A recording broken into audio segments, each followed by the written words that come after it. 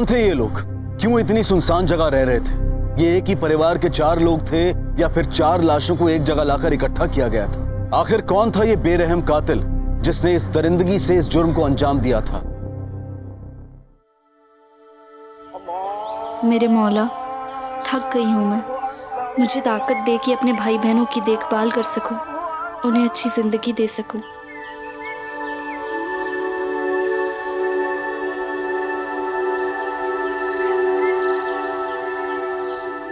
बेटी, अल्लाह ताला के फजलो करम से तुम्हें बहुत लंबी उम्र मिले।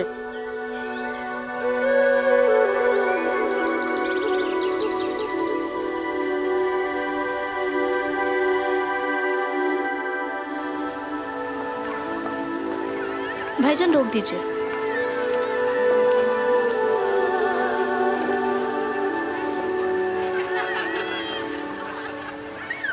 आधा किलो आलू दे दीजिए, थोड़ी सी मिर्ची और प्याज भी दे दीजिए आधा किलो। देखो बिटिया, पहले पुराना हिसाब चुकता करो, तभी हम सब्जी देंगे। कलीम भाई, आपको तो सब पता है, थोड़े दिन की मोहलत दे दीजिए, आपकी पाई पाई चुका दूंगी। देखो, और मोहलत नहीं देंगे, इस बार तो दे देते हैं, आगे से आएंगी पूरी पाई चुकाएंगी तभी हम सब्जी देंगे। बिल्कुल बिल्कुल। क्या आधा किलो? आधा किलो आलू, आधा किलो प्याज और थोड़ी मिर्ची। लो बेटी, अब की ध्यान रखना। शुक्रिया भाई। डरा दिया ना? क्या बाप भी? एक्स्ट्रा क्लास से जल्दी छुट्टी हुई तुम्हारी? हाँ, स्कूल से क्लास गया, क्लास की जल्दी छुट्टी हो गई।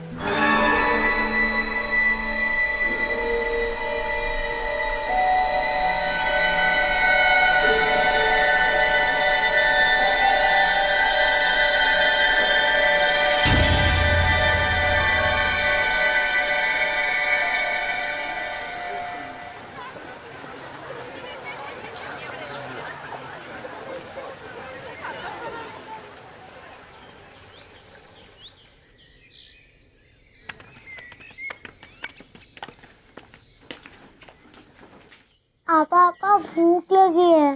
बस बेटा 2 मिनट, चल।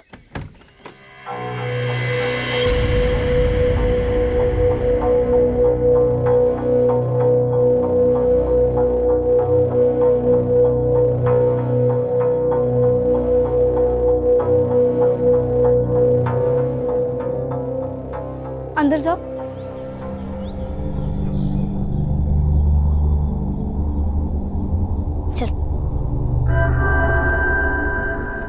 रिजू, सायरा, आगे तुम लोग। बोला ना अंदर जाने को, जाओ जाके कपड़े बदलो, चेंज करो, बोला ना। अम्मी, बच्चे इतने भी छोटे नहीं है कि उन्हें कुछ समझ ना आ सके। और वो आदमी कौन था? फिर चालू कर दिया ना आपने ये सब। सायरा,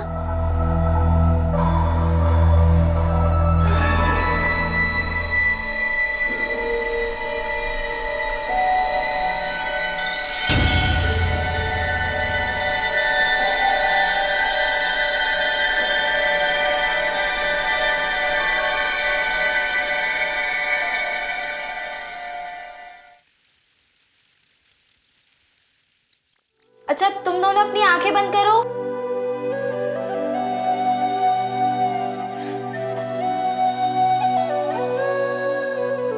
अपनी आंखें खोलना नहीं, हाँ? पहले कौन खाएगा? मैं भी। मैं नहीं करो, मैं तुम्हें अपने हाथों से खिलाऊंगी। आ करो। कैसा लगा कबाब? अच्छा लगा?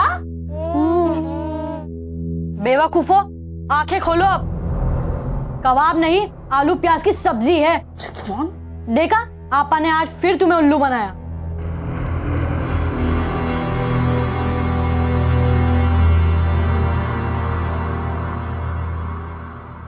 अच्छा चलो, अपने हाथ से खाओ, है ना?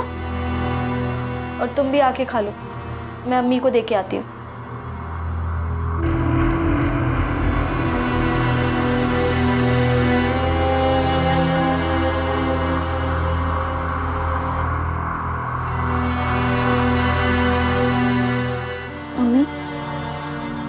चलो खाना खा लो। भूखे पेट पीती हो, ठीक नहीं है ये।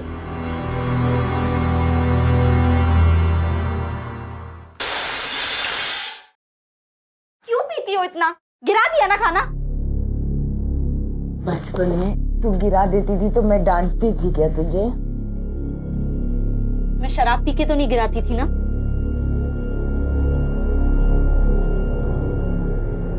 चलो खाओ अब।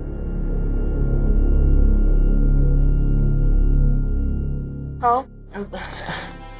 और नहीं, मैं थक गई हूं। मैं उम्र देखो मेरी, इस उम्र में बड़ी बहन की जगह 3 बच्चों की माँ बन के रह गई, क्योंकि आपको कोई होश नहीं रहता।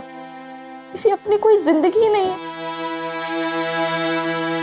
अम्मी आपको मेरी कसम, इस चुड़ैल से निजात पालो, मैं सब संभाल लूंगी। नाशुक्र हो तुम सब लोग, बिल्कुल अपने अब्बा की तरह। काम गलत करने के लिए 2 कतरे पी लेती हूँ, तब जाके अंदर का तूफान थमता है। अपने बारे में सोचती हो ना बस, मेरा नसीब, मेरा गम। हम तो कुछ है ही नहीं।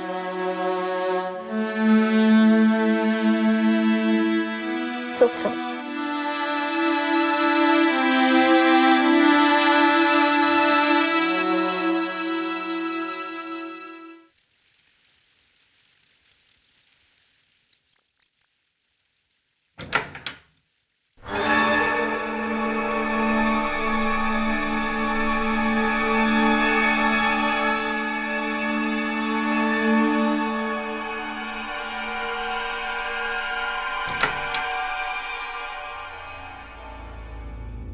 मैंने कहा था ना आपसे, आपको मैंने पढ़ी नहीं है क्या? कोई और माँ होती ना अपने बच्चों के बारे में सोचती।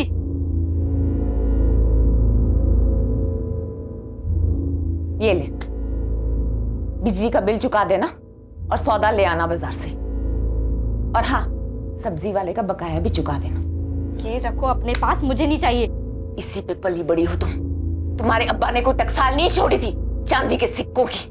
अपने आप को बेचा है, तब जाके 2 निवाले डाल पाई हूँ तुम चारों के मुंह में। अम्मी तब की बात अलग थी, तब हमें समझ नहीं थी, अब समझ है।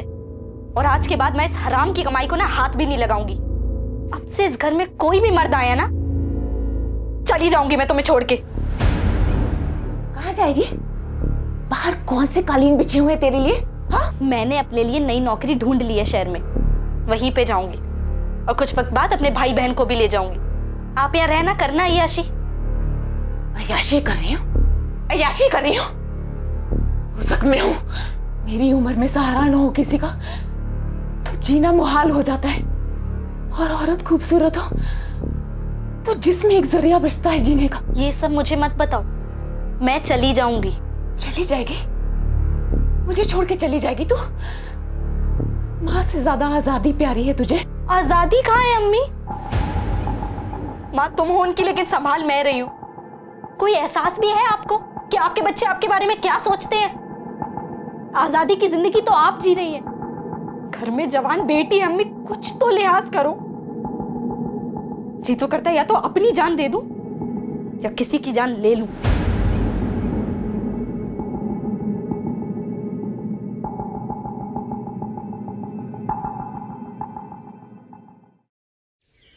Postman, postman. अरे कहाँ चला गया ये सब? कोई है कि नहीं घर पे? Postman,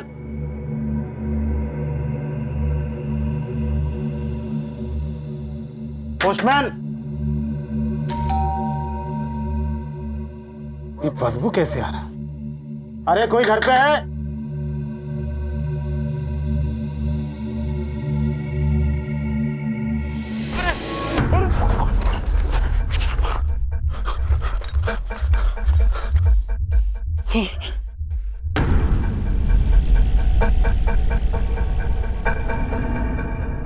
hello hello, police station.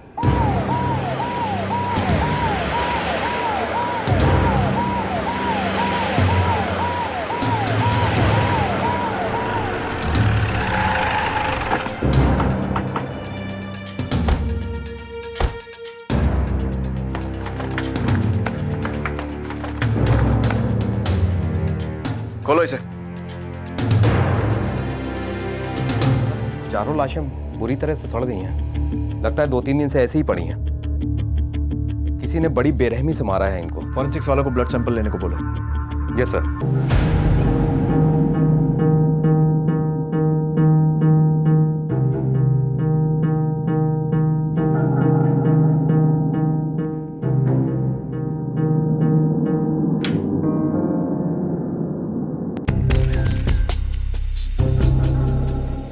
हैं खूनी बच्चे, घर में माँ बाप का भी कोई नामो निशान नहीं है और इस सुनसान इलाके में अकेले रहते थे। आसपास कोई बस्ती भी नहीं है। पता कैसे चलेगा?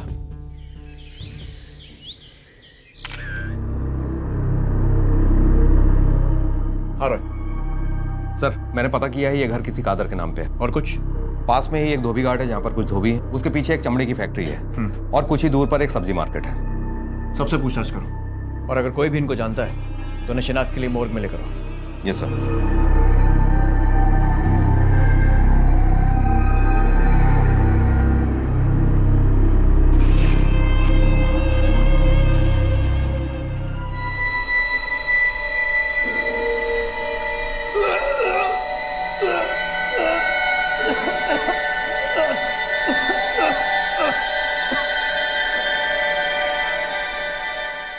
माफ करना साहब, लाश देखते उल्टी आ गई। हो गया कार्यक्रम। कौन है ये लोग? साहब ये सायरा और उसके भाई बहन हैं, रिजवान, सोहेल और रजिया। और हाँ साहब, इनकी माँ भी थी, शबनम। माँ? लेकिन हमें तो घर में सिर्फ 4 बॉडीज मिली थी। कहाँ है इनकी माँ? अब हमको क्या मालूम साहब, 6 महीने ही पहले मकान किराए पर चढ़ाया था। उनकी फैमिली के बारे में कुछ अलग या कुछ अजीब था? हाँ साहब, मैं जब भी किराया लेने जाता था, दोनों माँ बेटी में किसी न किसी बात को लेकर झगड़ा रहता था। सच कहूँ साहब, सायरा को देखकर बहुत तरस आता था। ठीक है, तुम जा सकते हो और आप लोग भी, लेकिन जरूरत पड़ी तो दोबारा बुलाऊंगा। जी सर। सर माँ बेटी के बीच में बहुत झगड़े होते थे। बेटी तो रही नहीं, उसके साथ साथ उसके भाई बहन भी। सिर्फ माँ गायब है। कहीं ऐसा तो नहीं कि माँ ने ही ये सारा कांड किया हो और फरार हो गई? एक बार शबनम के घर जाकर बारीकी से तलाशी लेते हैं, कोई ना कोई सुराग तो जरूर हाथ लगेगा। 4 बेनाम लाशों को अब नाम तो मिल चुके थे, सायरा, रिजवान, रजिया और सोहेल। लेकिन ये किस परिवार के बच्चे थे? जब इनके कत्ल हुए तब इनकी मां कहां थी? वो अब तक गायब क्यों थी? क्या इस परिवार की किसी से दुश्मनी थी या फिर मां ने ही किसी के साथ मिलकर इस जुर्म की साजिश की थी? एक बेहद उलझा हुआ केस पुलिस के सामने था जिसका कोई सिरा हाथ नहीं आ रहा था। एक अंधी गली में सुराग ढूंढने की कोशिश की जा रही थी।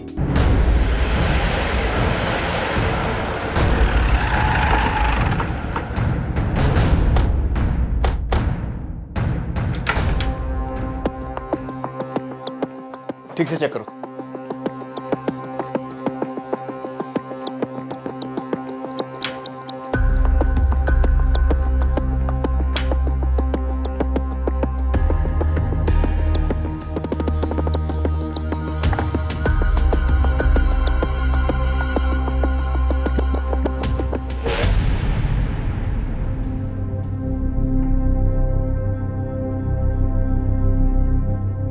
सर ये स्कूल यूनिफॉर्म मिला है। मॉडर्न माउंट स्कूल का लोगो है इस पर। इस स्कूल से पता चल सकता है कि ये लोग कौन है। गुड। ये दवाई की रसीद भी मिली है, आयत मेडिकल स्टोर।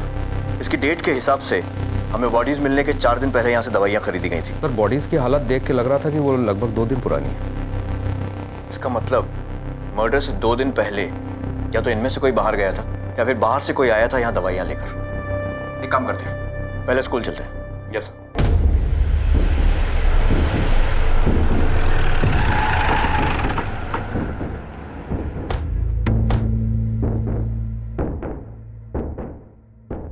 ये बच्चे आपके स्कूल में ही पढ़ते हैं? जी हाँ सर, ये तीनों बच्चे हमारे स्टूडेंट हैं।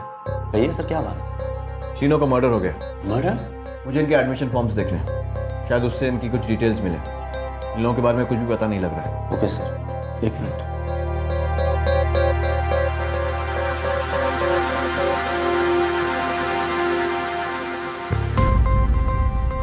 लीजिए सर, ये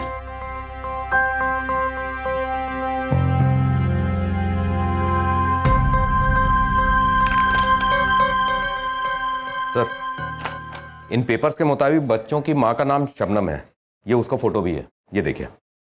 लेकिन सर बाप का नाम उस्मान सिर्फ एक ही बच्चे के फॉर्म पर है, बाकी दोनों बच्चों के फॉर्म पर बाप का नाम नहीं है, ब्लैंक है। इनकी बहन फॉर्म भरने के लिए आई थी, इनकम्प्लीट फॉर्म, और कहा था बाकी डॉक्यूमेंट्स बाद में लगा देंगे। मुझे इन तीनों फॉर्म्स की कॉपीज चाहिए। Okay sir. रॉय, मामला टेढ़ा लगता है। शबनम के इन्फॉर्मेशन के हिसाब से वो डाइवोर्सी थी, पर डाइवोर्स के बाद बाप का नाम सिर्फ एक बच्चे के साथ है। कहीं उसने दोबारा शादी तो नहीं कर ली थी? सर अगर उसने दूसरी शादी की भी होती, लेकिन बच्चों के नाम के आगे नए शौहर का नाम लिखा होना चाहिए था, लेकिन ऐसा नहीं है। हेलो, क्या?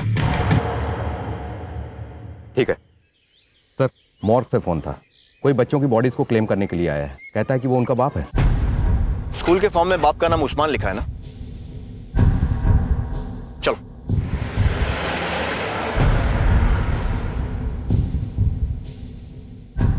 उस्मान, जी साहब। तुम ही हो उन बच्चों के पिता? हाँ साहब। कोई आईडी प्रूफ लाए हो? जी साहब।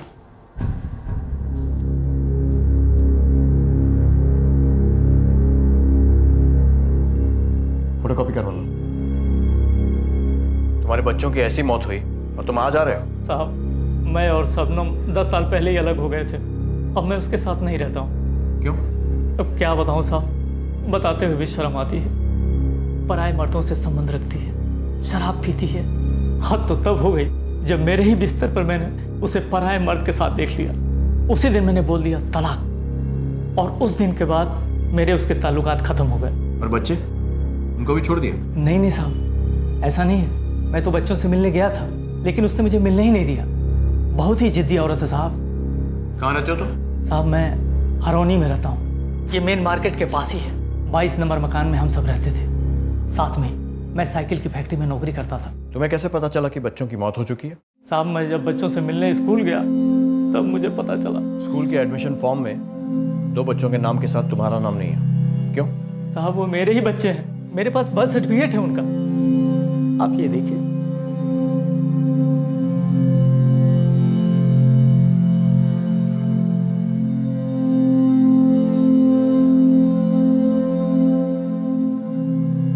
साहब, मैं अपने बच्चों को ले जाऊं? जीते जी मेरे बच्चों ने बहुत तकलीफ उठाया है। मेरे होते हुए लावारिस की तरह उनकी लाश पड़ी हुई है। उनको ले जाकर दफना देंगे, ताकि मरने के बाद कम से कम उनको रूह को सुकून तो मिल जाएगा। बॉडीज दे दो। यहाँ कहाँ ठहरे हो? साहब, मैं अमर लॉज में ठहरा हूँ साहब। कपूरथला मार्केट के पास ही है सर। बच्चों को ले जाऊँ सर? बॉडीज हैंड ओवर कर दो।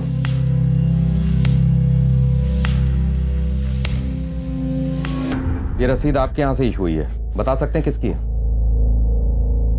जी हाँ सर, ये तो हमारा रेगुलर कस्टमर है, ज्यादातर शाम को ही आता है। आखिरी बार कब आया था? सर 2 दिन पहले। ये पेमेंट कैश में करता था या कार्ड वगैरह से? सर पेमेंट हमेशा कैश से करता था, लेकिन लास्ट टाइम उसके पास कैश नहीं था तो उसने कार्ड से पेमेंट किया था। तो उसकी ट्रांजैक्शन रिसिप्ट होगी आपके पास? जी सर होगी, थोड़ा ढूंढना पड़ेगा। देखिए।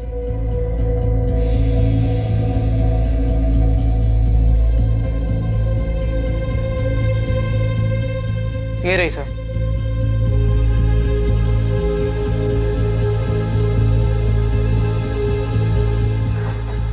सर, जो आदमी मर्डर से पहले मेडिकल स्टोर आया था, उसकी अकाउंट डिटेल्स मिल गई है। मैं बैंक जाकर पता करके आता हूं।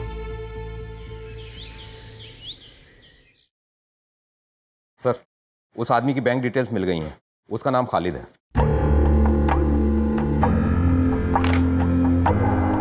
कहीं शबनम के साथ मिलकर इसी ने तो बच्चों को रास्ते से नहीं हटाया। एक काम करो, ले आओ इसे, पता करो इस सब में इसका रोल क्या है। Yes sir.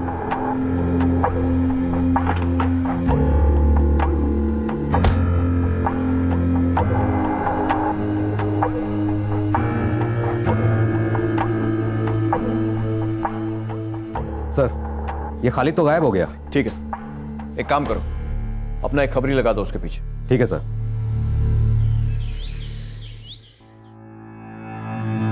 सर, पोस्टमार्टम की रिपोर्ट आ गई है। मर्डर किचन नाइफ से ही किया गया है और फोरेंसिक टीम ने किचन सिंक में ब्लड के क्लॉट्स भी कंफर्म किए हैं। मतलब कातिल ने पहले उन्हें मारा और फिर चाकू धोकर रख दिया। सिर्फ चाकू धोया। अब या तो उसे साफ सफाई का बहुत शौक है या फिर सरफिरा है वो। सर, एक बात और पता चली है। सायरा जो बड़ी बेटी थी, उसकी किडनीज में कुछ प्रॉब्लम थी और वो डायलिसिस पे थी। डायलिसिस पे? रॉय, जिस तरह की उस घर की हालत ही देखकर लगता नहीं कि वो लोग इतना खर्चा अफोर्ड कर सकते होंगे। मुझे किसी साजिश की बू आ रही है। अभी बच्चों का बाप आकर गया, उसने भी ऐसा कुछ नहीं कहा कि उसकी बेटी की किडनीज में कुछ प्रॉब्लम है। सर एक बार लड़की के बाप से दोबारा मिले, हो सकता है इस केस में कुछ रोशनी डाल सके।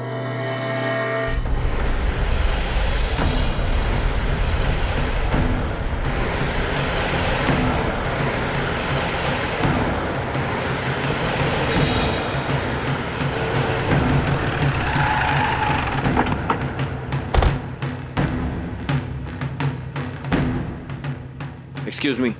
जी सर। उस्मान बेग नाम का एक आदमी इस लॉज में ठहरा हुआ है, उससे मिलना है। सर 1 मिनट में चेक करती हूँ।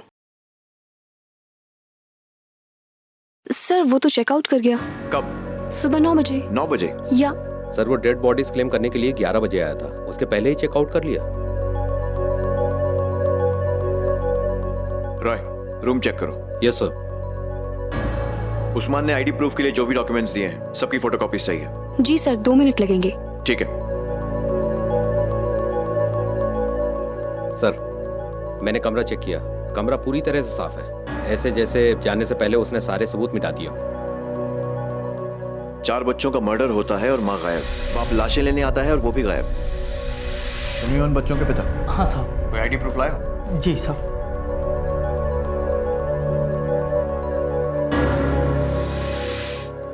इस उस्मान ने जो भी डॉक्यूमेंट्स दिए हैं सबको क्रॉस चेक करो। Yes sir. चलो।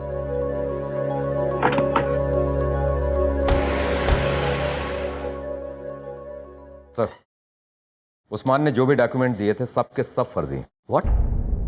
मतलब वो उस्मान था ही नहीं? तो फिर इन बच्चों का असली बाप कहाँ है? और वो नकली उस्मान यहाँ क्यों आया था? और शबनम, उसका कुछ पता चला? सर जिससे भी पूछताछ की सबने यही बताया कि लड़की ही घर संभालती थी। सब्जी वाले ने बोला लड़की ही सौदा लेने आती थी और कभी कभी तो पैसे भी नहीं होते थे देने के लिए। और लोगों ने यह भी बताया कि लड़की की उसकी माँ से बनती नहीं थी। और सर माँ के कैरेक्टर के बारे में जो भी सुना कुछ अच्छा नहीं सुना। किसी ने शराबी तो किसी ने अय्याश बताया। कुछ लोगों ने कहा कि धंधा करती थी और यह भी पता चला है कि वो उसके बहुत सारे आशिक थे। सर कहीं ऐसा तो नहीं कि ये नकली उस्मान भी उसका आशिक हो और इन दोनों ने बच्चों को मर्डर करके भागने का प्लान बना लिया? हो सकता है, लेकिन पहले पता ये करना है कि ये नकली उस्मान यहाँ आया क्यों था। शायद ये पता करने के लिए कि हम इन्वेस्टिगेशन में कहाँ तक पहुँचे हैं। और कोई तो है जो हमें गोल गोल घुमा रहा है, और जब तक ये शबनम हमारे हाथ नहीं लगेगी ये केस नहीं सुलझेगा। लेकिन सर हम उस तक पहुँचेंगे कैसे? हमारे पास उसकी फ़ोटो के सिवा कुछ है भी नहीं। अब उसकी फ़ोटो ही बोलेगी रॉय। 4 बच्चे जिनकी माँ उनकी मौत होने से पहले तक उनके साथ थी, लेकिन अब गायब थी। एक शख्स उसका पति बनकर आया और लाशों को दफन करके चला गया, लेकिन वो शबनम का पति उस्मान नहीं था बल्कि कोई और था। हर कदम पर पुलिस के लिए यह केस एक ना सुलझने वाली पहेली बनता जा रहा था। अब पुलिस को लग रहा था कि इस साजिश में ये नकली उस्मान भी शामिल है। लेकिन ये नकली उस्मान आया कहां से था? किसने भेजा था इसे? क्या शबनम के चाहने वालों में से कोई था? इस मामले में राज और गहरे होते जा रहे थे।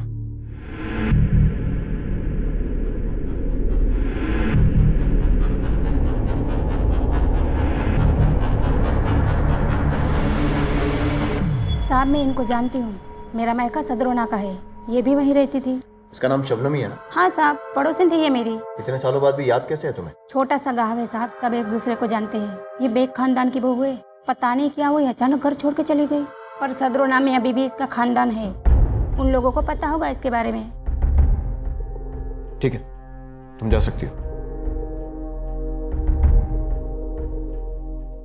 रॉय अब सदरौना चलकर ही पता करते हैं कि शबनम नाम की औरत का रहस्य क्या है।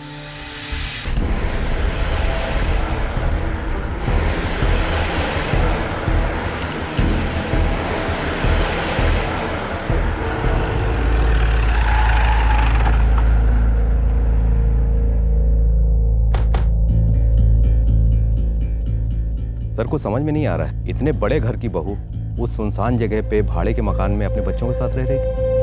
ये शबनम तो किसी सस्पेंस नॉवल के कैरेक्टर जैसी लग रही है। हर बार एक नए राज से पर्दा उठता है। चलो देखते हैं ये लोग क्या नया राज खोलते हैं।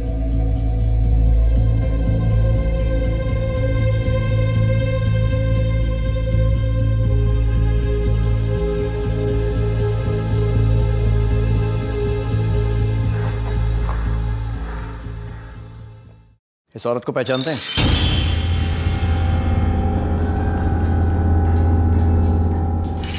ये मेरी भाभी शबनम। और आपकी तारीफ? मैं इनके शोहर का छोटा भाई हमीद और ये मेरी बेगम इरम। अब क्या क्या जेठानी जी ने? वो तो आपको ही पता होगा। वैसे हैं कहाँ वो? जी हमें कुछ नहीं पता। दरअसल कई साल पहले ही हमने इनसे नाता तोड़ दिया था। क्यों? मैं बताती हूँ इंस्पेक्टर साहब। वो औरत डायन थी, डायन, बदचलन थी। इनके बड़े भाई की शादी के बाद भी उसकी अय्याशियाँ कम नहीं हुई थी। ना जाने कैसे कैसे मर्दों से ताल्लुकात रखती थी वो। एक बार तो उन्होंने मुझ पे बुरी नज़र डाली थी, जिसकी वजह से हम दोनों भाइयों में झगड़ा हो गया था और भाई साहब ने गुस्से में आकर मुझ पर गोली चलाई, जिसकी वजह से मेरा ये हाथ एकदम बेकार हो गया। और उसके बाद भाई साहब को जेल हो गई। शबनम का शौहर जेल में है? हाँ, उसके बाद हमने शबनम से साफ साफ कह दिया, तुम जैसी गंदी औरत इस घर में नहीं चाहिए। जब आप लोगों को पता था कि सारी गलती शबनम की है, तो आपने अपने भाई को जेल से छुड़ाने की कोशिश क्यों नहीं की? अरे पागल है क्या हम? मैंने ही मना किया था इनको जेठ जी को जेल से छुड़वाने के लिए। क्या बता फिर से आके गोली मार दे। लेकिन जनाब क्या बात है, आप इतनी पूछताछ क्यों कर रहे हैं? कुछ हो गया है क्या?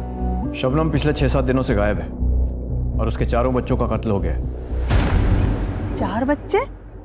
हमारे भाईजान के तो 2 ही बच्चे थे, सायरा और रिजवान। 2 ही बच्चे थे?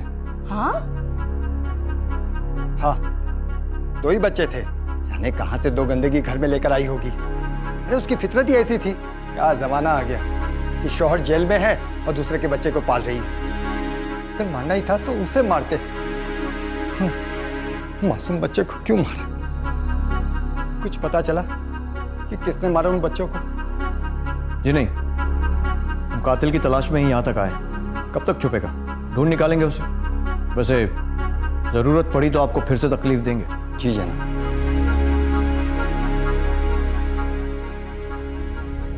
समझ में नहीं आ रहा है कि ये 2 बच्चों का बाप कौन है। अब हमारे सारे सवालों के जवाब उसका शौहर ही देगा। चलो।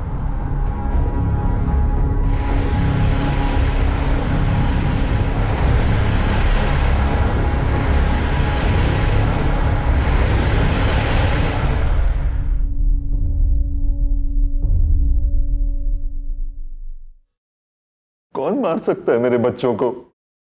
क्या दुश्मनी थी उनसे? वही गुत्थी तो सुलझाने आए। आपके घर से हमें 4 लाशें मिली। सायरा, रिजवान, सुहेल और रजिया। साहब सिर्फ सायरा और रिजवान मेरे बच्चे थे, बाकी 2 किसके थे पता नहीं। पता नहीं शबनम ने किसके साथ। तुमको जरा भी अंदाजा नहीं है कि वो कौन हो सकता है? नहीं साहब, मुझे भी उनके बारे में सायरा के खत से पता चला। सायरा खत लिखती थी तुम्हें? हाँ साहब, कभी कभी आ जाता था उसका खत, कभी कभी वो मिलने चली आती। बाकी न कभी शबनम आई न कभी रिजवान। जिस बीवी के लिए तुमने अपने भाई पर गोली चलाई थी, उससे कभी बात नहीं की? ये सच है, मैंने गोली चलाई थी उस पर क्योंकि उसने शबनम पर बुरी नजर डाली थी।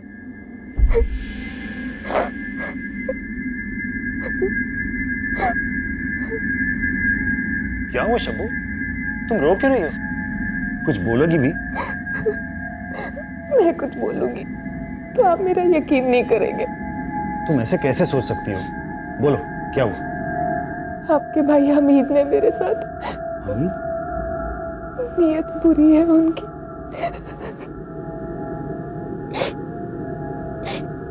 हमीद, तुम्हारी हिम्मत कैसे हुई अपने भाभी पे बुरी नजर डालता है?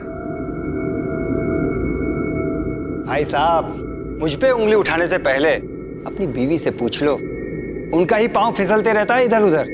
लगता है अकेले आपसे खुश नहीं है वो, तभी बेचारी इधर उधर मुंह मारती फिरती है। हमीद! गुस्से में गोली चल गई और पुलिस ने मुझे गिरफ्तार कर लिया। फिर बाद में पता चला कि मेरे छोटे भाई ने और भाभी ने सब, तब तक तो मेरा पूरा एतबार शबनम पर था। पर मैं यहां जेल में और उसने वहां 2 और बच्चे पैदा कर दिए। अब क्या एतबार करता मैं? शायद मेरा छोटा भाई ही सही था। मैं नहीं जानता क्या क्या सच है साहब, पर इतना जरूर है, तरसता था मैं अपने बच्चों को मिलने के लिए। कभी कभी जब सायरा आ जाती मिलने तो लगता था जैसे मेरी खोई हुई जिंदगी मुझे मिल गई हो। सालगिरह मुबारक हो अब्बू। खीर लाई हूँ आपके लिए। वीर भाई वाह, तुम्हें ही मेरी पसंद अच्छे से पता है। अकेली तुम ही हो जो मुझे याद करती हो, वरना शबनम ने तो पलट के भी नहीं देखा। खैर छोड़ो, कैसी हो तुम? और रिजवान कैसा है? बिन बाप के बच्चे कैसे होंगे अब्बू? अकेले आप जेल में नहीं हैं, हम भी उधर सजा ही काट रहे हैं।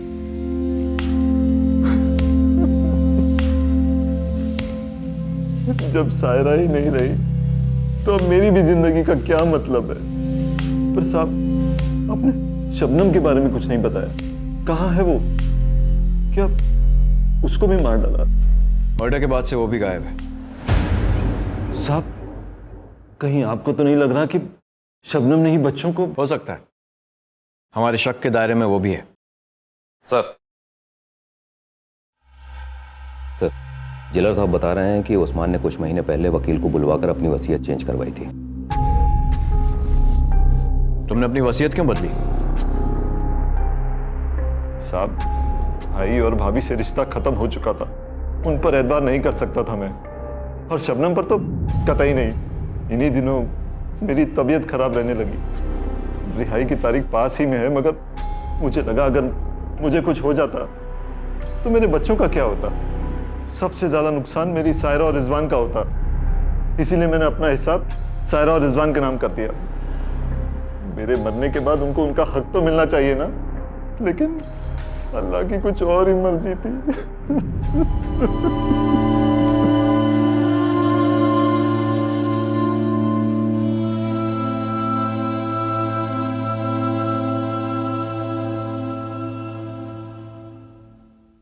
रॉय, बाप का किरदार सामने आते ही माँ और रहस्यमयी लगने लगी। अब लगता है शबनम इन मर्डर्स की वजह। कैसी माँ होगी जिसने अपनी ही अय्याशियों के लिए अपने बच्चों की जान ले ली? सर, अब हमारा अगला कदम क्या होगा? शबनम। अब हर कदम पर शबनम की तलाश। ससुराल से वो 10 साल पहले निकली थी, उसके बाद से वो कहाँ कहाँ रही है, किस किस के साथ उसने रिश्ता जोड़ा है, सबका कच्चा चिट्ठा निकालो। हो सकता है किसी पुराने यार के साथ छुप कर बैठी हो। Yes sir.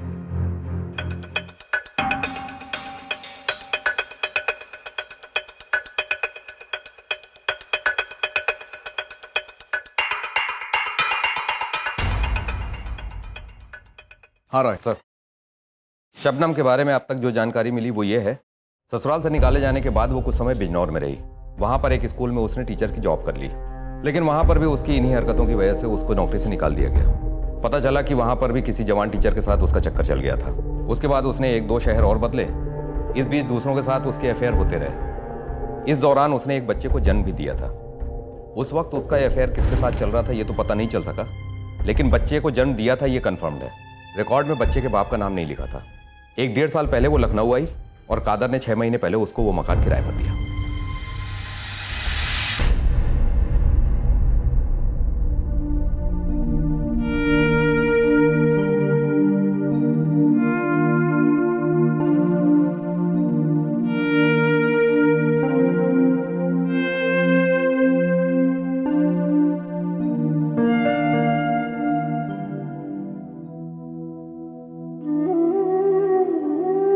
रिहाई मुबारक हो अब्बू।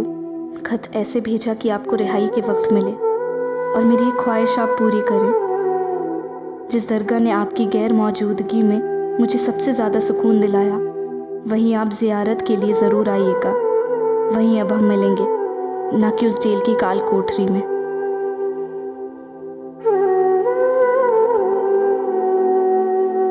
अब्बा, यहाँ आकर ख्वाहिशें पूरी हों या ना हों, दुआ करके दिल को तसल्ली मिल जाती है। अब हम मिलेंगे तो इसी दरगाह पर, यही मेरी एक आरज़ू है। और आपसे खूब लड़ूंगी मैं। इतने बरस दूर जो रही हूँ, सब हिसाब पूरा करूंगी। लड़ूंगी और गले भी लगाऊंगी आपको। आपकी लाडली सायरा।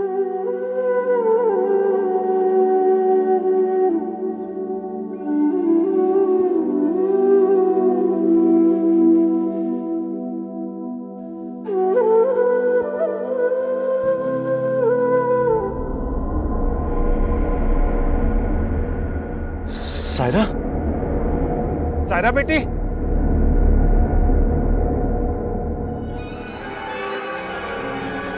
सायरा, सायरा, सायरा। साहब, मेरी बेटी सायरा जिंदा है। क्या? सायरा जिंदा है? हाँ साहब, अभी मैंने उसे दरगाह पे देखा। अगर सायरा जिंदा है तो वो लाश किसकी थी? यकीन करिए साहब, मैंने देखा उसे दरगाह से जाते हुए। तुम दरगाह पर क्या करने गए थे? जेल से रिहा होते वक्त सायरा का खत मिला था। वो उस दरगाह को बहुत मानती थी, इसीलिए सबसे पहले वहीं गया और फिर मेरी नजर उस पर पड़ी। वो वहां से जा रही थी, मैंने आवाज भी दी उसे, लेकिन शायद उसने सुनी नहीं। वो टेम्पो टैक्सी में बैठ के चली गई वहां से। तुम्हें यकीन है कि वो सायरा ही थी? अरे साहब, बाप हूं उसका, पहचानूंगा नहीं? बाप की नजर धोखा नहीं खा सकती साहब, मेरा यकीन कीजिए। ढूंढिए उसे, हो सकता है वो किसी मुश्किल में हो। मैं आपके हाथ जोड़ता हूं साहब। ठीक है रॉय, जाओ और जाकर पता करो किसी और ने भी उसे वहां देखा है क्या।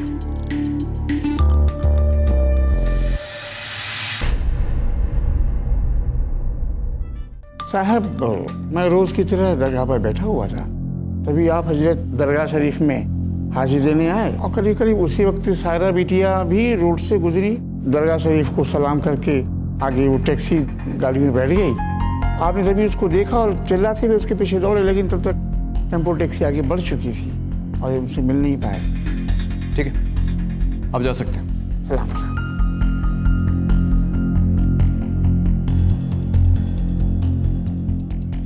रॉय,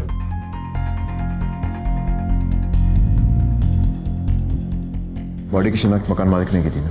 हाँ सर, खादर नाम है उसका। लेकर आओ उसे, पता करो कि कहीं उसने हमें जानबूझकर गुमराह तो नहीं किया। तब तक हम सायरा को ढूंढते हैं। Okay sir. 4 लाशों से शुरू हुई इस जुर्म की कहानी ने लिया था एक सनसनीखेज मोड़, जहां सायरा के पिता ने सायरा को जिंदा देखा था। क्या सायरा वाकई जिंदा थी? और अगर सायरा जिंदा थी तो फिर वो चौथी लाश किसकी थी?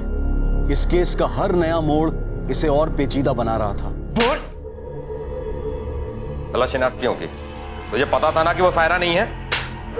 बता दो सर, लाश का सर कुचला था और कद काटे कपड़े भी सायरा की तरह पहने थे। शक्ल पहचानने लायक नहीं थी, इसलिए मैंने सोचा सायरा ही होगी।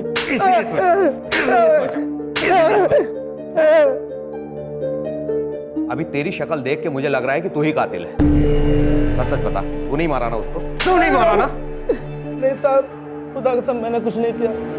मैंने सोचा लाशें 4 बच्चों की होंगी, लाशें सड़ी थी, मुझे उल्टी भी हो गई थी, आपने देखा था। सायरा जिंदा है।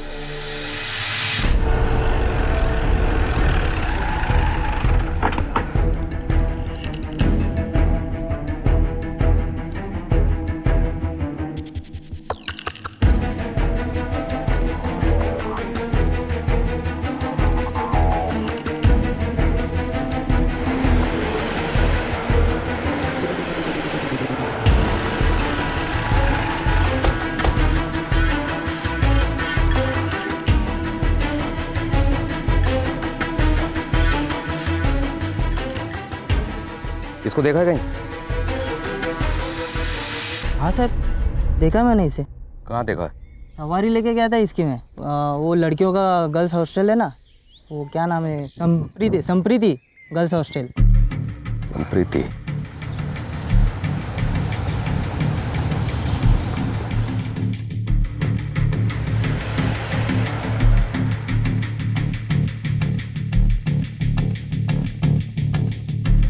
मिस सायरा,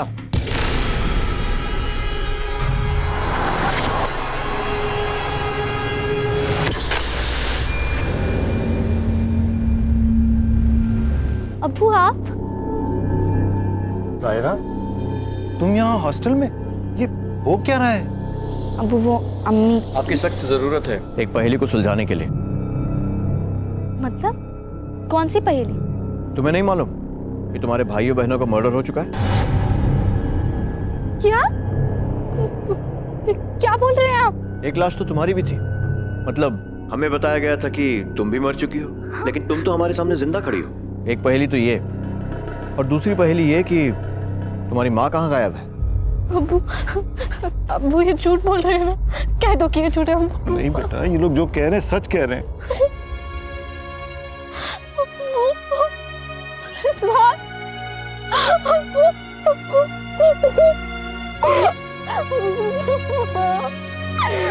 अगर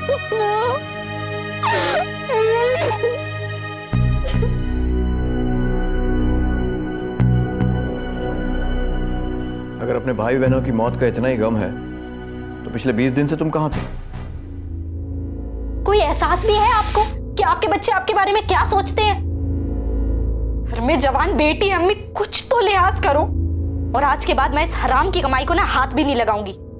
अब से इस घर में कोई भी मर्द आया ना, चली जाऊंगी मैं तुम्हें छोड़ के।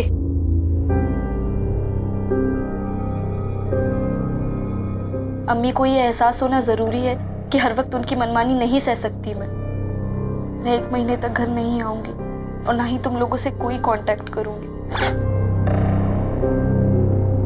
ध्यान रखना।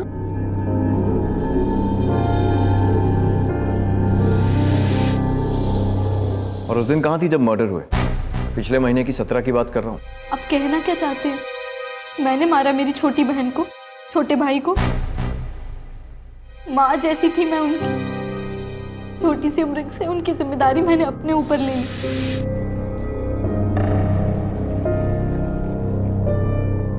कभी अपने बारे में सोचा भी नहीं।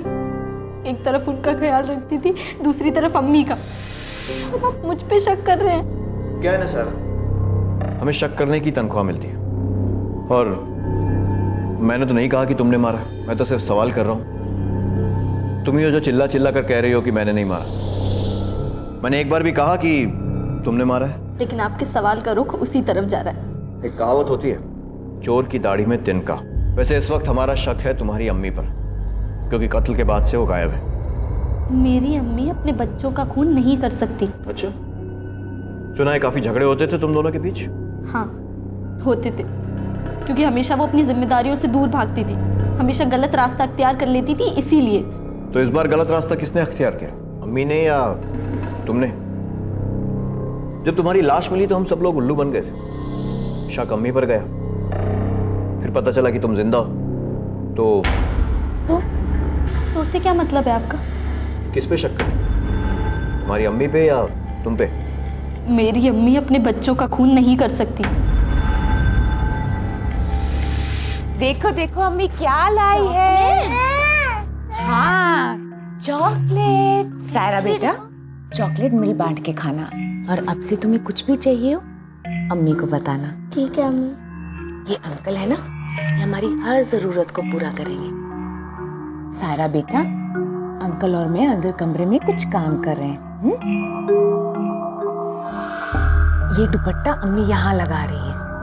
अगर रिजू तुम्हें परेशान करे या कोई और भी आए ना बेटा, तो ये दरवाजा मत खटखटाना। जी अम्मी। काम खत्म होते ही हम ये दरवाजा खोल देंगे।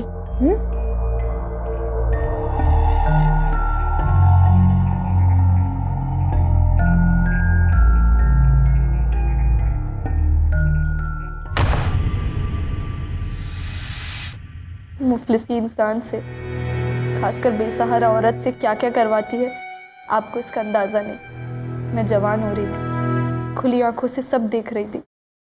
अम्मी पर गुस्सा भी आता था और तरस भी, और वो चाहे जिस हाल में हो, उन्होंने हमें कभी किसी चीज की कमी महसूस नहीं होने दी। फिर एक दिन पागल हो गई हो या मुझे ब्लैकमेल कर रही हो? अरे बच्चा ही चाहिए था तो मैं शादी नहीं कर लेता। अरे तुम्हारा और मेरा रिश्ता खुशी देने और लेने का है, ना कि बच्चा पैदा करने का। गिरा दो इसे। माफ कीजिए गिलानी साहब, ये बच्चा मैं नहीं गिराऊंगी। क्या चाहती हो तुम? हाँ, सब कुछ तो दे रहा हूं मैं, फिर बच्चे को बीच में लाकर रिश्ता क्यों खराब कर रही हो?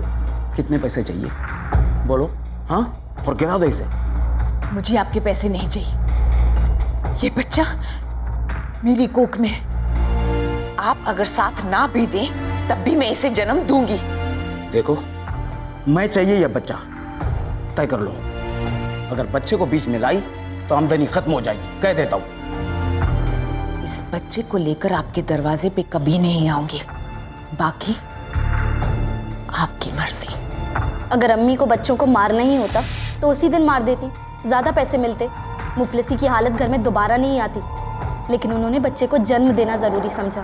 भले वो जो करती थी सब गलत था, हमारी परवरिश उन्होंने जैसे भी की गलत किया, पर उनका हमेशा कहना था कि अगर कोई भी काम करने में आपकी नीयत साफ हो तो कोई काम बुरा नहीं होता। और जो औरत अपना जिस्म बेचने को राजी हो गई, उन बच्चों का कत्ल कैसे करेगी? तो फिर कहाँ है वो? अपने बच्चों से इतना प्यार करती हैं तो एक बार भी पलट कर खबर क्यों नहीं ली कि बच्चे जिंदा भी हैं या नहीं? वो सब मुझे नहीं पता, वो आपका काम है, आप देखिए, आप पता लगाइए ना। तुम्हारी अम्मी की जिंदगी मुझे एक बहुत दिलचस्प नॉवेल के जैसे लगी और तुमने उसमें और भी कई दिलचस्प किस्से जोड़ दिए। पर तहकीकात किस्से कहानियों के भूतों पर नहीं होती, फैक्ट्स के बेसिस पर होती है। और फैक्ट ये है कि कत्ल के बाद से तुम गायब थी और तुम्हारी अम्मी भी। और फैक्ट ये भी है कि किसी ने मेरे पूरे खानदान को खत्म कर दिया और आप तहकीकात करने की जगह किसी बेकसूर को इस सवालों के घेरे में खड़ा कर रहे हैं। मैंने आपको पहले ही बताया ना कि उस दिन मैं हॉस्टल में थी, आपको पता करना है पता कर लीजिए। वो तो हम करेंगे, पहले तुम ये बताओ कि कादर कौन है? मकान मालिक है वो। उसी ने हमें गुमराह किया था ये शिनाख्त करके कि उन 4 लाशों में से एक तुम्हारी है। तो वो आप उनसे पूछिए कि उन्होंने ऐसा क्यों किया। सायरा, बहुत कम लोग होते हैं जो पुलिस के सामने टूटते नहीं हैं। तुम उनमें से एक हो। हमारे हर सवाल का जवाब ऐसे दे रही हो जैसे ये कोई तहकीकात नहीं बल्कि मुकाबला हो। जिसकी जिंदगी सवालों से जूझने में गई हो वो सवालों से क्या डरे साहब। नीयत साफ है मेरी। मकान मालिक और किराएदार का रिश्ता कितना गहरा था? जितना एक किराएदार और मकान मालिक का होता है उतना। इंटरेस्टिंग। अब जब तुम सब कुछ जानती हो तो ये भी बहुत बेहतर तरीके से जानती होगी कि हमारी परमिशन के बिना शहर छोड़कर नहीं जा सकती। जी, अब मैं जाऊं?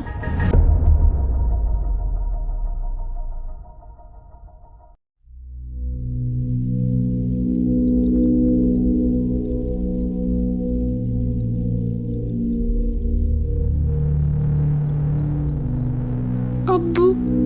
ना बेटा ना, बिल्कुल डर मत, मैं आ गया हूं ना। शक्ल से भोली है लेकिन है उतनी ही शातिर। हर सवाल का जवाब ऐसे दे रही थी जैसे मैं बॉलिंग कर रहा हूँ और ये बैटिंग। रॉय, ये लड़की दिखती कुछ है लेकिन है कुछ और। इसके बयान को वेरीफाई करो और इन दोनों पर नजर रखो। Yes sir. बहुत पेचीदा फैमिली है, इनकी कहानी का सच जानने में मुश्किल होगी। सर, कहीं ऐसा तो नहीं कि कादर और सायरा ने मिलकर ही ये सारा कांड किया हो सकता है। एक काम करो, अपने खबरियों को इनके पीछे लगा दो। शातिर खिलाड़ी समझ रहे हैं कि हमें चकमा दे देंगे, लेकिन हर मुजरिम अपने पीछे कोई ना कोई सबूत जरूर छोड़कर जाता है। वो हमें इस गुत्थी को सुलझाने में जरूर मदद करेगी। पोस्टमार्टम की रिपोर्ट के हिसाब से उसकी किडनी खराब थी और वो डायलिसिस पर थी। Yes sir. पता लगाओ कि यहाँ के किस किस हॉस्पिटल में डायलिसिस होता है और उनकी पेशेंट लिस्ट से बॉडी को मैच करो। अगर वो लाश सायरा की नहीं थी तो और किसकी थी? पुलिस के शक के दायरे में अब सायरा का नाम सबसे ऊपर था, लेकिन अब भी एक सवाल था जिसका जवाब पुलिस ढूंढ नहीं पाई थी कि जिस लाश की शिनाख्त सायरा की लाश के तौर पर की गई थी, आखिर वो लाश किसकी थी? कातिल बड़ा ही शातिर था, उसने नकली बाप बनकर 4 लाशों को भी दफन करवा दिया। अब पुलिस को उस लड़की की पहचान ढूंढनी थी जिसकी लाश को वो सायरा की लाश समझ बैठे थे।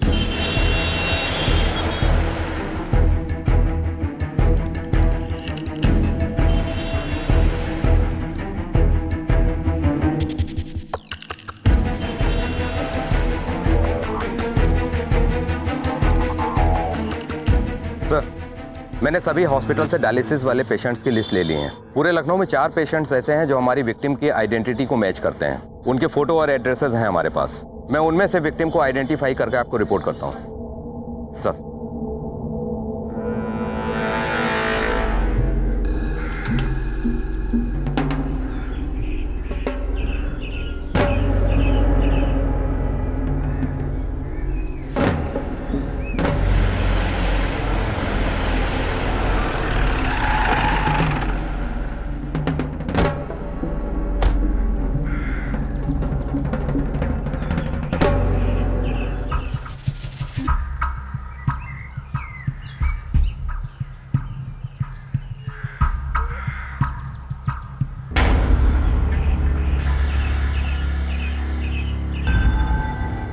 ये तो सायरा की अम्मी है। ये कहानी तो फिर से उलझ गई। एक काम करो, बॉडी को फौरन पोस्टमार्टम के लिए भेजो। सर, हमारा शक तो शबनम पर था। अब जिसे हम कातिल समझ रहे थे वो तो खुद ही कत्ल का शिकार हो गया। शबनम की लाश ने पुलिस को भी हैरत में डाल दिया था। उसकी मौत ने उसे शक के दायरे से बाहर निकाल दिया था। अब सिर्फ सायरा ही थी जिस पर पुलिस की नजरें टिकी हुई थी, लेकिन उसके खिलाफ कोई ठोस सबूत पुलिस के हाथ नहीं लग रहा था।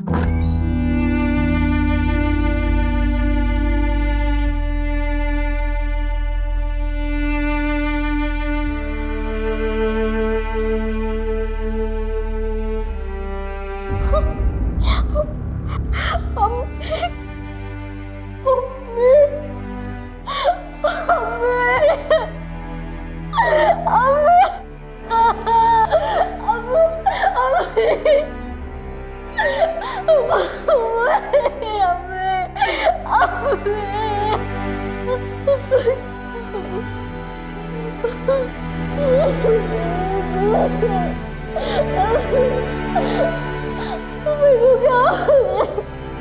हमारी अम्मी की बॉडी के पास बटुए में फोटो मिला था।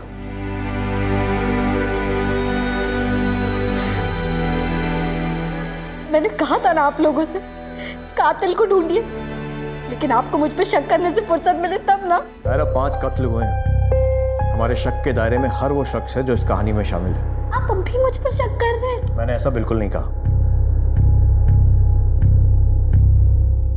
सबके सब खत्म हो गए सिवाय मेरे और अब्बू के।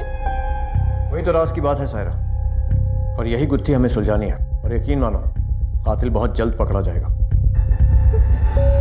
खुदा हाफिज। बस बस बस।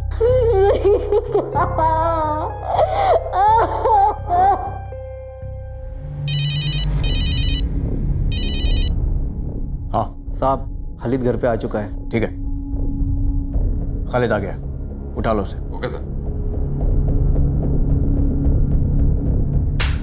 बोल। मैंने कुछ नहीं किया साहब, मैंने कुछ नहीं किया। क्या मारा तूने शबनम के बच्चों को? क्या चक्कर है तेरा? दवाइयां लेकर जाता था ना उसके लिए। बोलो साहब, मैं जब भी जाता था दवाई लेकर जाता था साहब। उसको लीवर की बीमारी थी साहब, मैंने कुछ नहीं किया। जब तक पेट भर के मार नहीं खाएगा सच नहीं बकेगा तू। वो किससे चक्कर था? शबनम से कि उस बेटी से? शबनम साहब, शबनम से?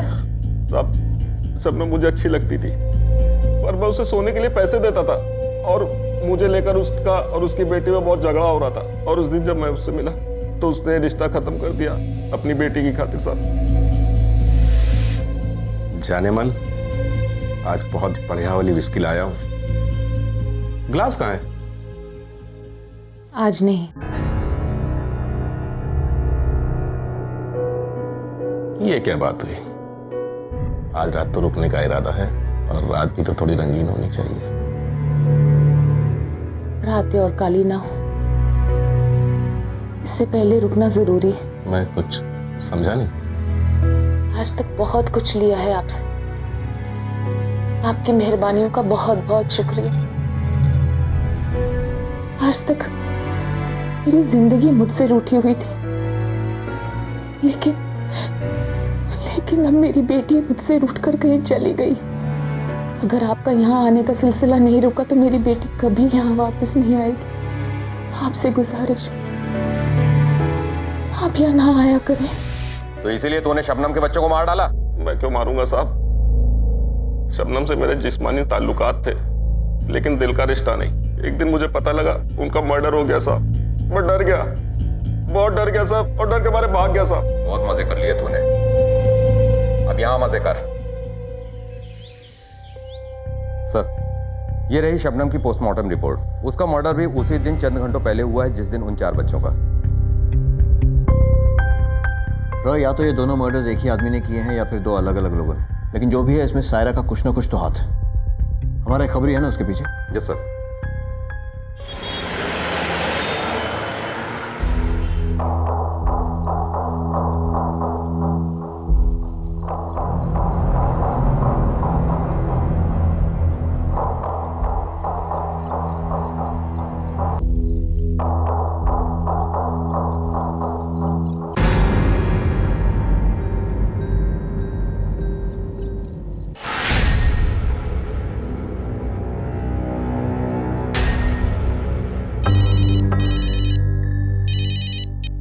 हाँ बिस्मिल। आपका खूबसूरत पंछी इधर झगड़ा कर रहा था कादर मियाँ के साथ, बहुत गुस्से में था। नजर रखना कहीं पंछी उड़ ना जाए। ओके साहब।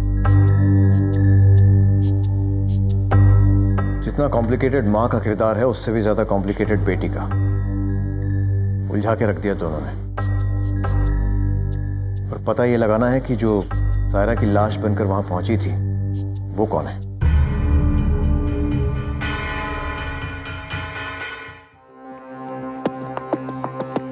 इसको पहचानती हो? हाँ साहब, परिणाम है। और क्या जानती हो इसके बारे में? रॉकी इसको ग्राहक लाके देता रहता है। रॉकी?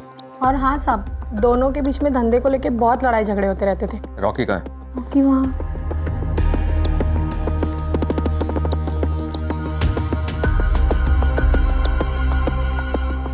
रॉकी हाँ साहब। ये परी के साथ तेरा क्या झगड़ा था? क्यों मारा उसको? मारा? क्या बात कर रहे हो साहब? परी मर गई? ज्यादा नाटक करने की कोशिश मत कर। मर्डर हुआ है उसका। मर्डर? साहब, सोने के अंडे देने वाली मुर्गी को भला कोई कैसे मार सकता है? परी और मैं दोनों मिलकर काम करते थे पेट भरने के लिए। देख रॉकी, खुद बता देगा तो अच्छा है, नहीं तो हमें अपने तरीके आते हैं पूछने के। साहब, सच बता रहा हूँ, पिछले हफ्ते 10 दिनों से मैंने उसे देखा भी नहीं। मैं खुद परेशान हूँ। हाँ साहब, लास्ट टाइम मिली थी मुझे अड्डे पे। उसके बाद साहब वो कहाँ गई, किसके साथ गई, मुझे कुछ नहीं पता। अड्डा कहाँ है? साहब, आजाद नगर चौक सिग्नल के पास है। परी के बारे में कोई भी इन्फॉर्मेशन मिले फौरन हमें बताना। हाँ साहब।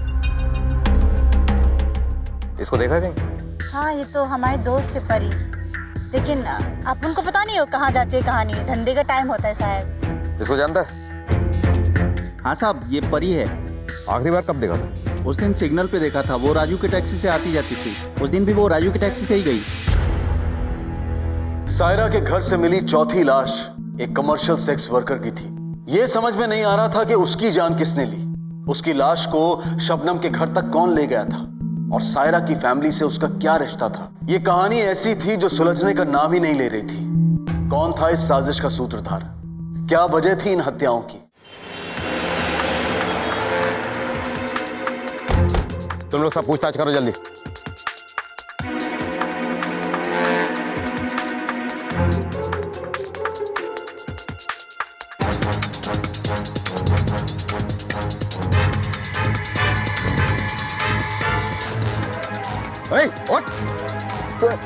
क्या पुलिस?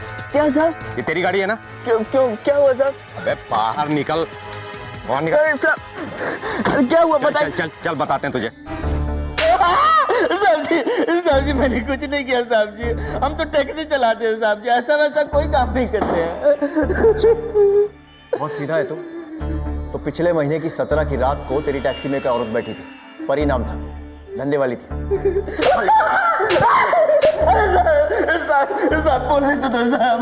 बोल। साहब 17 तारीख को मैंने अपनी गाड़ी किराए पे चढ़ाई थी। एक आदमी आया, मुझे 6,000 रुपया दे गया, मैंने गाड़ी दे दी।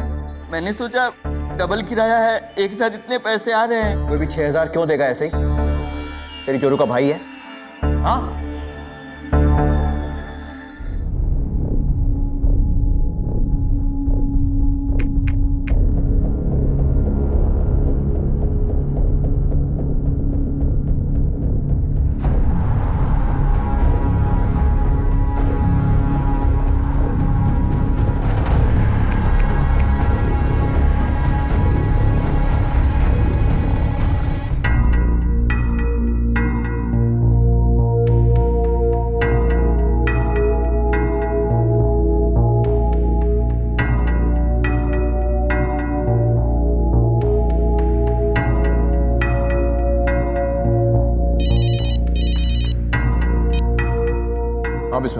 साहब जी, आपकी खूबसूरत पंछी किसी और मर्द के साथ उड़ने लगी है। बिस्मिल, हर समय शायरी मत किया कर। नया कबूतर कौन है पता लगा।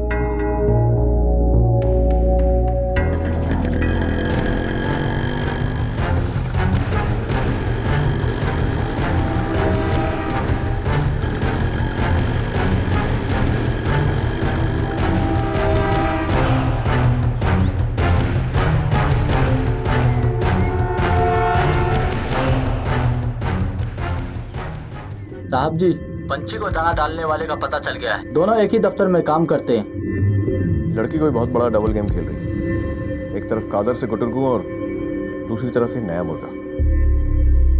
नजर रखो। मेरा चश्मा कहाँ रख दिया? मेरा चश्मा कहाँ रख दिया? ओहो, ये सायरा भी ना आजकल दिमाग नहीं ठिकाने उसका, कहीं भी कुछ भी रख देती है।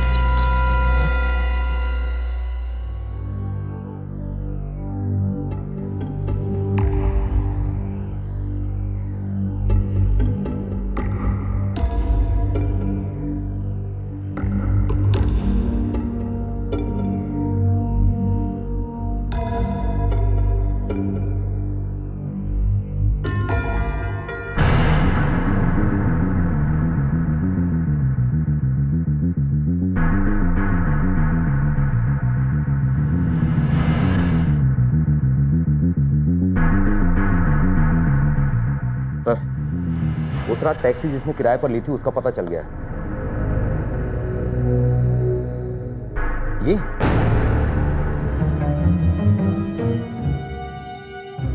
सायरा, तुम्हारी अम्मी को बहुत डील दी थी मैंने। लगता है तुम भी वैसे किसी रास्ते पर जा रही हो। अब्बू, ये बैग मिला है।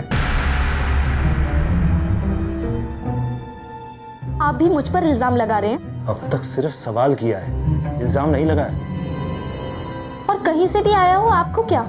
वैसे भी इतने बरस हमने मुफलिसी में गुजारे हैं जब आप जेल में थे। तुम दो अलग बातों को एक साथ रख रही हो। मैंने जो किया गुस्से में किया, काबू नहीं रख पाया।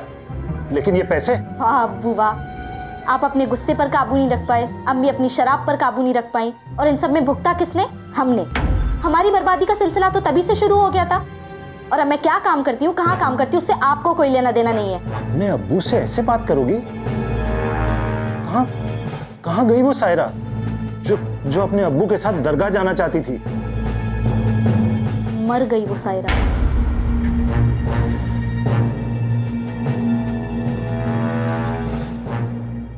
कहां से आया सायरा के पास इतना पैसा? आखिर वो अपने पिता से क्या छुपा रही थी? और सायरा के दिल में अचानक अपने पिता के लिए इतना जहर कहां से भर गया? कहीं कोई उसे बहका तो नहीं रहा था, अपना मोहरा तो नहीं बना रहा था, कहीं वो कातिल से मिली हुई तो नहीं थी?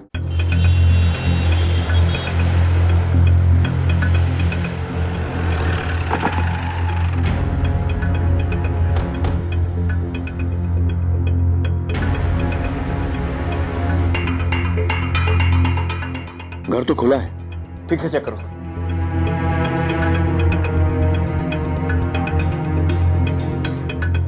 सर, माँ बेटी दोनों उड़ गए। हेलो, हाँ ठीक है, हम लोग आते हैं। कादिर का फोन था, कुछ इन्फॉर्मेशन देना चाहता है। चलो। बोल कादिर, पुलिस को कैसे याद किया? एक बड़ी खबर देनी थी, इसीलिए फ़ोन किया था। सायरा आई थी, 2 महीने का बकाया किराया और 4 महीने का एडवांस देकर गई है। क्यों? ऊपर वाले ने कुछ छप्पर फाड़ कर दिया है क्या? वही तो, जो सब्जी वाले के पैसे देने में मारामारी करती थी, अब वो 6 महीने का एडवांस, वो भी एक साथ। इसलिए मैंने सोचा आपको खबर कर दूं, क्योंकि आप मुझ पर शक कर रहे हैं।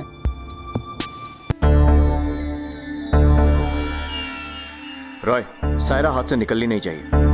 इस कहानी को वही पूरा करेगी, वही सुलझाएगी हर पहेली।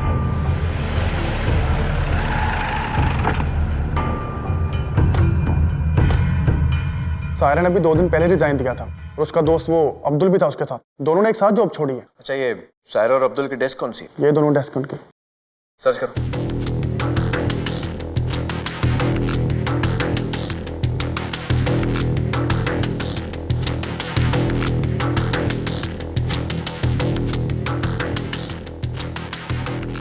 सर, सायरा के डेस्क से ये ट्रेवल एजेंट का कार्ड मिला है।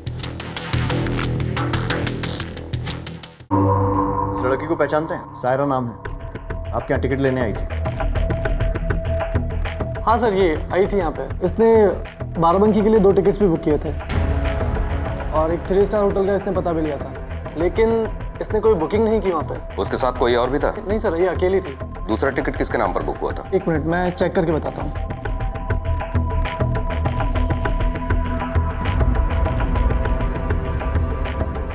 ये देखिए सर,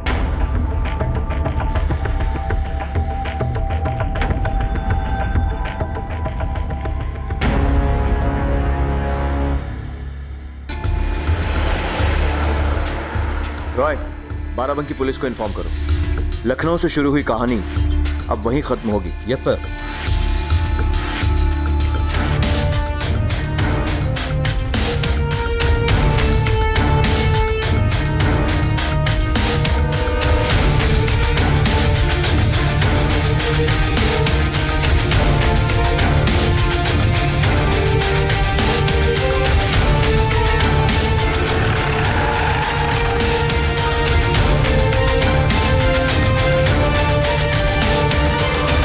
लड़की को पहचानती हो? यस सर, ये हमारे होटल में ही रुकी है। इसके साथ एक आदमी भी है। Room number? 1 second sir, 103।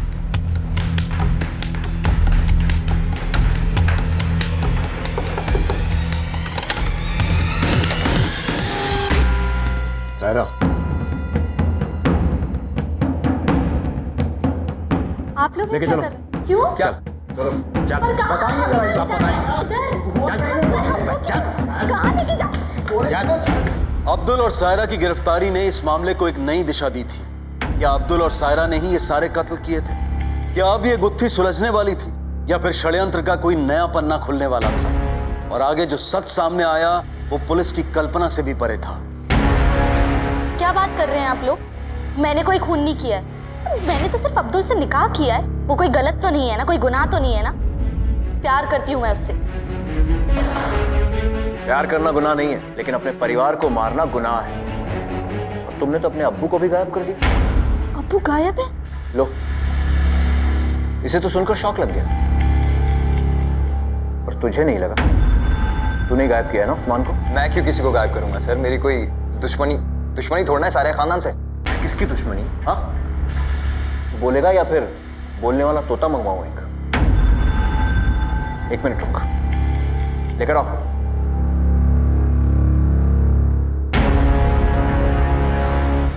चाची, मैं बताती हूँ इंस्पेक्टर साहब, वो औरत डायन थी, डायन। सायरा, तुम्हारे ये शौहर तुम्हारे अब्बू के साथ जेल में रह चुके हैं। तुम्हें तो शायद मालूम ही नहीं होगा कि तुम्हारे इन शौहर जनाब का रिकॉर्ड कितना रंगीन है। बहुत सारे केसेस दर्ज हैं इस पर, खून के भी। और भी दोस्त बनाए थे ना तूने जेल में, उन्होंने ही तेरी अधूरी कहानी पूरी कर दी। लाओ भाई जनाब के दोस्तों को।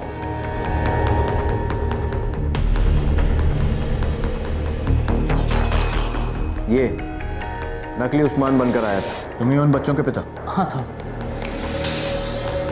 2 थप्पड़ लगाया और सारा सच उगल दिया। किसी ने हमें बताया कि सदरौना से कोई तुझे पैसे दे रहा है, और सदरौना का नाम आते ही हम फौरन समझ गए कि इस सब के पीछे किसका हाथ हो सकता है। इरम बेग, क्योंकि पहली मुलाकात में ही इनके जो तेवर थे, हमें तभी शक हो गया था। हमने शबनम से साफ साफ कह दिया, तुम जैसी गंदी औरत इस घर में नहीं चाहिए। वो क्या ना चाची, इस कहानी में हमें एक से बढ़कर एक किरदार मिले, लेकिन सोचते हैं कि इस कहानी को आखिर तक आप ही पहुंचाइए। बताइए सायरा को और हमें भी कि कैसे किया ये प्लान और क्यों? सिर्फ जायदाद के लिए ना? हाँ, जेठ जी के जेल जाने के बाद शबनम और उसके बच्चों को मैंने घर से निकाल दिया। हम बहुत खुश थे, सारी जायदाद हमारी हो गई थी। एक दिन वकील साहब आए, जब पता चला कि वसीयत में सिर्फ बच्चों के नाम है, मेरे मन में अंगौर सी लग गई। मैंने सारा काम अब्दुल को सौंप दिया। इसने पैसे पूरे तो लिए, लेकिन काम पूरा नहीं किया। बाद में पता चला सायरा जिंदा है। अस्सलाम वालेकुम। जी वालेकुम अस्सलाम। अब्दुल उल्लू बना गया आपको? सायरा मरी नहीं, वो जिंदा है। अब्दुल की सायरा के साथ अय्याशी चल रही है। कत्ल का मामला तूल पकड़ रहा था, इसलिए मैंने राजू को नकली बाप बनाकर भेजा ताकि लाशों को दफन कर सके। मैंने पता कर लिया था यह दोनों कौन सी लॉज में हैं, वहीं इन दोनों को मरवा देती अगर पुलिस हमसे पहले नहीं पहुंचती तो। चाची जी, लाशें दफन करने से सच दफन नहीं होता। वाह चाची, 420। बेकार की बात बंद। चल अब तुम मुंह खोल, या फिर मैं खुलवाऊं? सब तो बता दिया सर, मैं क्या बताऊं अभी? जब पैसे पूरे लिए थे तो सायरा को छोड़ा क्यों? प्यार हो गया था सर सायरा से। पहली बार उसको देखा था तो झुंझुनी बज गई थी मेरे अंदर।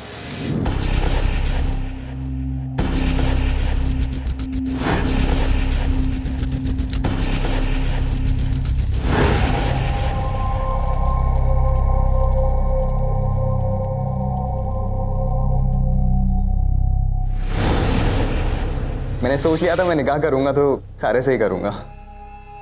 फिर मैं इसके और इसके परिवार पर नजर रखने लगा। पहली बार दिल ऐसा धड़का कि कमीना इसी का हो गया। बहुत प्यार करता हूँ सर मैं इससे, और मैं कुछ भी कर सकता हूँ इसके लिए सर। इसलिए मैंने सोच लिया था कि मैं सायरा को बचाऊंगा, चाहे कितने को भी मारना पड़े। फिर मैं इस पर नजर रखने लगा। जैसे जैसे मैं इसको देखता गया, मेरा दीवानापन, मेरा पागलपन और बढ़ता गया इसको लेके। पर देखिए सर, मैं बोलता गया इसको कि मैं तुम्हारा आशिक हूँ, मैं तुम्हारे पूरे परिवार को मारने वाला हूँ तो आती क्या मेरे पास? ये नहीं आती ना सर। अब सर सायरा को बचाना था तो उसकी जगह मुझे कोई दूसरी लड़की चाहिए थी, तो वो उस छमिया को मैंने पकड़ा और उसे मार दिया। यहाँ पे चिकने, यहाँ अकेला क्या कर रहा है? चल। कहाँ? चल बता दो, चल। चल।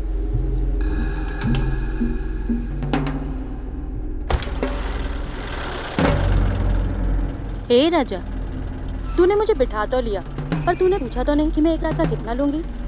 जहाँ ले चल रहा हूँ वहाँ चुपचाप चल ले, समझी? अच्छा, हम जा कहाँ रहे हैं? चुपचाप बैठी रहना। क्यों, पूरी रात का इरादा है क्या? देख, इरादा तो बहुत कुछ है, लेकिन अभी जहाँ लेके जा रहा हूँ वहाँ चुपचाप चल ले बस। तो जैसे घटिया औरत के मैं मुंह तक ना लगूं, समझी? साइड में लगा, अभी की अभी गाड़ी रोक और साइड में लगा। रोक।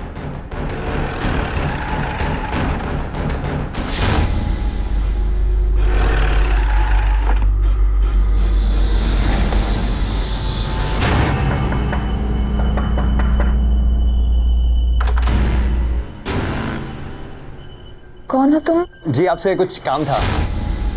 हाँ बोलो। तुम वही हो ना जो पीछे चमड़े की फैक्ट्री में काम करते हो? हाँ जी, मैं आपको कुछ फिर मैंने उसका मुंह इस तरह कुचला कि आप लोगों को शक ना हो कि वो सायरा नहीं है। अगर इतना ही प्यार करता है इससे तो शबनम की बॉडी क्यों गायब की?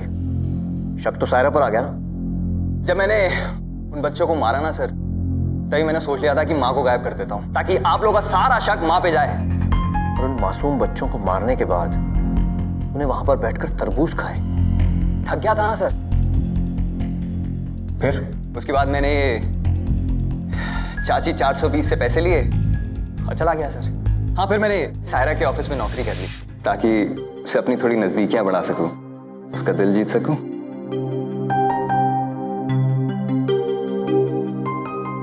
मैं बता दूं?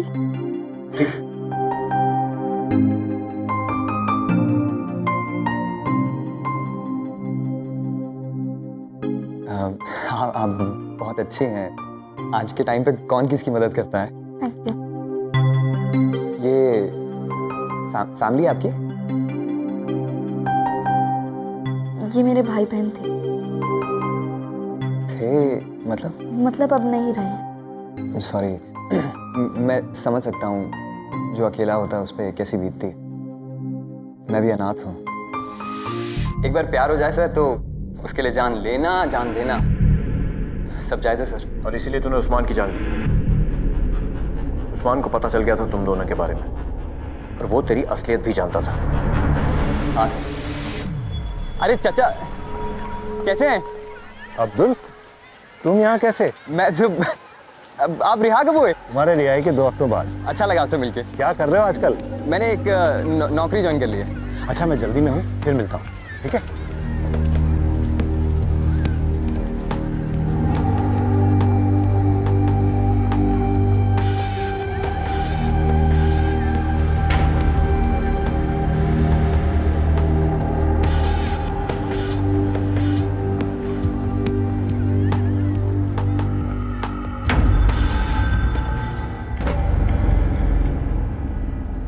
अब्बू, ये अब्दुल है, मेरे ऑफिस में काम करता है।